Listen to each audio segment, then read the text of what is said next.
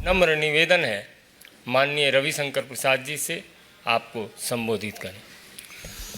नमस्कार मित्रों,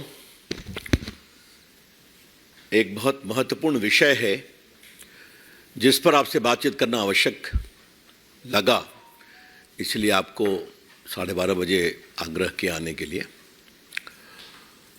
आज नीति आयोग की बैठक हो रही है और नीति आयोग की बैठक में 8 मुख्यमंत्री नहीं आ रहे हैं।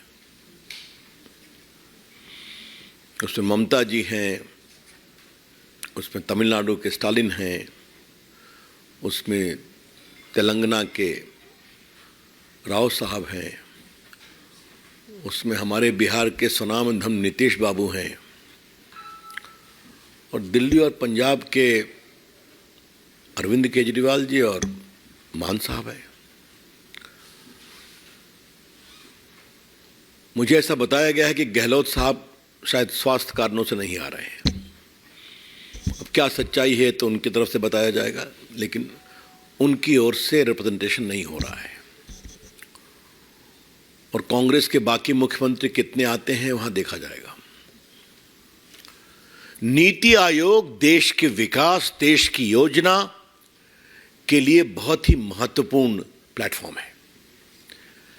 यह नीति आयोग की 8वीं मीटिंग है। It is going to be the 8th meeting of the Niti Aayog general council, governing council meeting.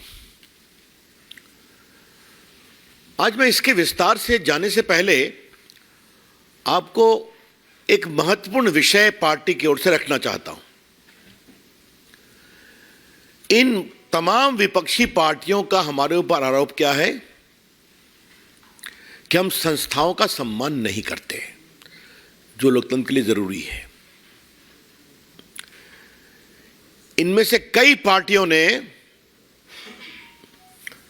पहले सीएजी का विरोध किया था, चुनाव आयोग का विरोध किया था, सीईसी का विरोध किया था, भारत की चुनाव प्रक्रिया का विरोध किया था। राहुल गांधी ने सुप्रीम कोर्ट की आलोचना की थी, बाद में माफी मांगना पड़ा था उनको। तो ये तमाम पार्टियां देश के महत्वपूर्ण संवैधानिक संस्थाओं की खुलेआम आलोचना करती हैं। उनको लायक निर्णय हुआ तो ठीक, उनके लायक निर्णय नहीं हुआ तो बेठीक, ये उनकी सोच रहती है। नीति आयोग भी देश के शासन के नीति निर्देशक तत्वों के निर्धारण के लिए एक ही बहुत बड़ी संस्था है। NITI Aayog is an important body for determining the entire objective, policy, framework and the roadmap for development of the entire country. इसीलिए गवर्निंग काउंसिल में बैठक में प्रधानमंत्री प्रिजाइड करते हैं, बाकी वरिष्ठ मंत्री होते हैं और मुख्यमंत्री आते हैं, ताकि मुख्यमंत्री की सलाह, केंद्र की चर्चा, ये संवाद से निर्णय ठीक हो और जमीन पर लागू किया जाए। आज मैं आपको बताना चाहता हूं कि 8वीं गवर्निंग काउंसिल के लिए 100 मुद्दे तय किए गए हैं। 100 issues are proposed to be debated in the 8th governing council. अब आप इतनी संख्या में मुख्यमंत्री नहीं आएंगे तो यहां जो निर्णय लिए जाएंगे तो अपने प्रदेश की जनता की आवाज आप नहीं ला रहे हैं, तो क्या उनको लाभ नहीं मिलना चाहिए क्या? ये निर्णय तो बंगाल के लिए भी होगा, ये निर्णय तमिलनाडु के लिए भी होगा, ये निर्णय बिहार के लिए भी होगा, ये निर्णय दिल्ली और पंजाब के लिए भी होगा, आदि आदि। तो इसका मतलब क्या है? ये बात पार्टी की ओर से हम बहुत गंभीरता से उठाना चाहते हैं कि मोदी विरोध में आप कहां तक जाएंगे? संसद के शिलान्यास में आप नहीं आएंगे, उसके उद्घाटन में आप नहीं आएंगे। मोदी जी की अंतर्राष्ट्रीय लोकप्रियता बढ़ी है, उस पर भी टीका करेंगे। आप कोरोना काल में भारत के लोगों के द्वारा, भारत के सेवा कर्मियों के द्वारा जो इतना बड़ा काम हुआ, डॉक्टर, एम्बुलेंस चलाने वाले और बाकी कंपाउंडर्स, नर्सेज, मोदी जी ने तो उनको सिर्फ एक रास्ता दिखाया, काम तो उन्होंने किया ना। मोदी जी ने हिम्मत दिखाई, भारत का वैक्सीन बना, ऑक्सीजन आया, आपने उसकी भी खिल्ली उड़ाई। और अब तो इससे तो आपके सीधे आपके प्रदेश की जनता प्रभावित होने वाली है, क्योंकि उनके महत्वपूर्ण मुद्दे जो 100 चर्चा होने वाले हैं उसके बारे में आपके यहाँ का रोड मैप बनाने में कठिनाई होगी। फैसले होंगे तो आप कहेंगे कि we are not party to it, आपको बुलाया गया तो आप आएंगे नहीं, अब आप भी शिकायत करेंगे। अब आपको मैं बताना चाहता हूं कि पिछली जो 7 मीटिंग हुई उसमें जो फैसले हुए उसका क्या क्या असर हुआ है।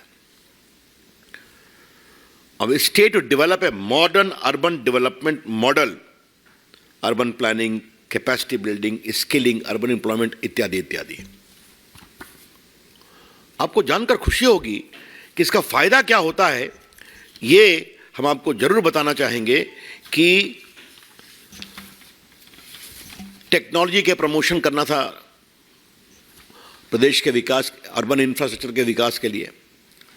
आज 2530 सिटीज ने ऑनलाइन बिल्डिंग परमिट सिस्टम को अडॉप्ट कर लिया है।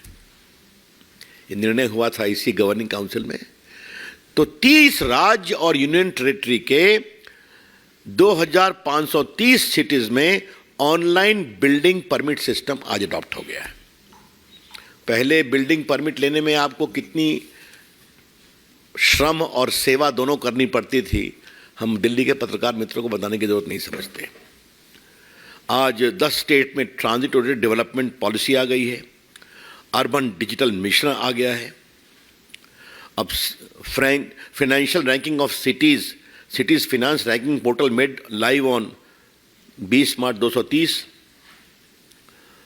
अब ये जो गति शक्ति पोर्टल है, इससे अर्बन गवर्नेंस को एक साथ लाया गया है। आपको मालूम है कि इस बार के बजट में इंफ्रास्ट्रक्चर पर 10 लाख करोड़ रुपए खर्चा होने वाले हैं, आपने सुना होगा, याद होगा आपको। तो इन चीजों में राज्यों में और केंद्र में कोऑर्डिनेशन जरूरी है। अब देखिए, ऑप्टिकल फाइबर टेक्नोलॉजी के लिए 5G के लिए क्लियरेंस जल्दी होनी चाहिए, यह पहले फैसला हुआ था। आज telegraph right of way rules 2016 को 17 अगस्त 22 को अमेंड कर दिया गया फास्टर क्लियरेंसेस के लिए। गति शक्ति संचार पोर्टल लॉन्च कर दिया गया, जहां राइट ऑफ वे आप जानते हैं कि अगर कोई आपका कम्युनिकेशन का इंस्टॉलेशन होने वाला है